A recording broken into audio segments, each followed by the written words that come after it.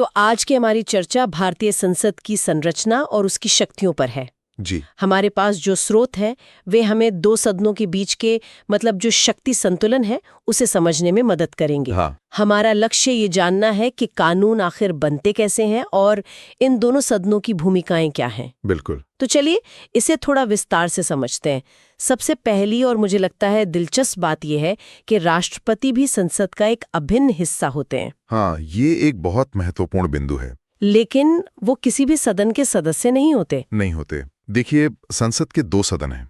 पहला है लोकसभा, जिसे हम हाउस ऑफ द पीपल भी कहते हैं। इसमें 543 सदस्य होते हैं और उनका कार्यकाल 5 साल का होता है। और दूसरा है राज्यसभा। हाँ, राज्यसभा यानी काउंसिल ऑफ स्टेट्स।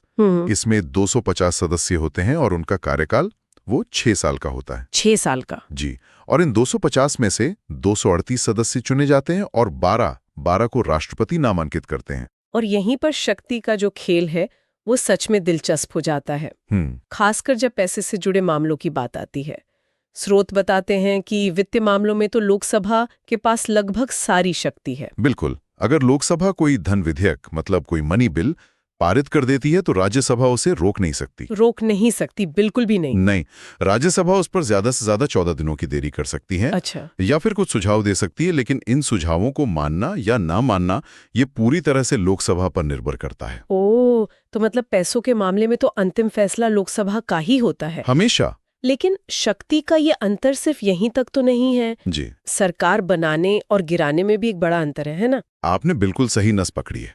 अगर हम इसे बड़ी तस्वीर में देखें तो सरकार सीधे तौर पर लोकसभा के प्रति जवाबदेह होती है। अच्छा। यदि लोकसभा ये प्रस्ताव पारित कर दे कि उसे मंत्री परिषद पर विश्वास नहीं है, यानी अविश्वास प्रस्ताव। हाँ, अविश्वास प्रस्ताव, तो प्रधानमंत्री समेत सभी मंत्रियों को इस्तीफा देना पड़ता है। और ये अधिकार राज्यसभा के पास बिल्कुल नहीं है। बिल्कुल नहीं है। ये शक्ति राज्यसभा के पास 0 है। तो इन सब का मतलब क्या है? इसका मतलब तो ये हुआ कि लोकसभा जो सीधे जनता द्वारा चुनी जाती है उसके पास ही वित्तीय और कार्यकारी शक्तियों पर अंतिम नियंत्रण है। हाँ, बिल्कुल। लेकिन अगर किसी सामान्य कानून पर दोनों सदनों में मतभेद हो जाए तब क्या होता है? देखिए, उस स्थिति में एक संयुक्त अधिवेशन, एक जॉइंट सिटिंग का प्रावधान है। और वहां फैसला कैसे होता है? वहां वोटिंग होती है, और क्योंकि लोकसभा के सदस्य राज्यसभा से लगभग 2 गुने हैं तो आमतौर पर पलड़ा लोकसभा की तरफ ही झुकता है। तो पलड़ा हमेशा एक ही तरफ झुका रहता है ज्यादातर मामलों में। हाँ, तो फिर ये पूरी संरचना एक विचारणीय प्रश्न को जन्म देती है जी, कि जब निर्णायक शक्तियां चाहे वो वित्तीय हो या सरकार को जवाबदेह ठहराने की वो स्पष्ट रूप से एक सदन के पास हैं, तो फिर दूसरे सदन की वास्तविक भूमिका क्या है? ये एक बहुत अच्छा सवाल है। और देखिए, उसकी भूमिका है, लेकिन वो अलग तरह की है। पहली बात तो ये कि राज्यसभा राज्यों का प्रतिनिधित्व करती है। अच्छा, ये राज्यों की आवाज है केंद्र में। बिल्कुल। ये हमारे संघीय ढांचे के लिए बहुत जरूरी है। और दूसरी भूमिका है एक तरह से जल्दबाजी में बनने वाले कानूनों पर रोक लगाना। मतलब एक सेफ्टी वाल्व की तरह। हाँ, एक सेफ्टी वॉल्व या स्पीड ब्रेकर कह सकते हैं।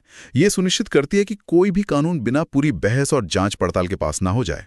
तो समय के साथ ये भूमिका कैसे विकसित हुई है? यही आज का सबसे बड़ा सवाल है।